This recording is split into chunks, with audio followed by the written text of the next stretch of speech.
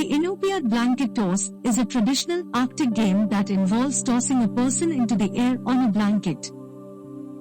The person being tossed stands in the center of a large blanket while a group of people pull the edges of the blanket down and then release it, sending the person flying into the air.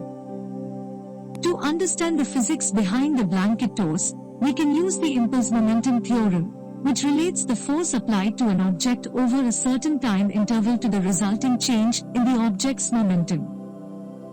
In this case, the force is applied by the people pulling on the blanket, and the object is the person being tossed. When the blanket is pulled down and then released, the force exerted on the person by the blanket is very large for a short period of time. This results in a large impulse being applied to the person, which causes a change in their momentum. The person's momentum is initially zero when they are standing on the blanket, but when they are launched into the air, their momentum increases rapidly.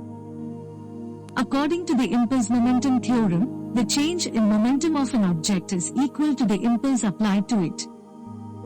In other words, the impulse momentum theorem states that impulse is equal to change in momentum.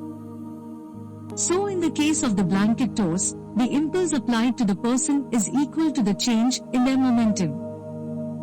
The impulse is very large for a short period of time, and this results in a rapid increase in the person's momentum as they are launched into the air.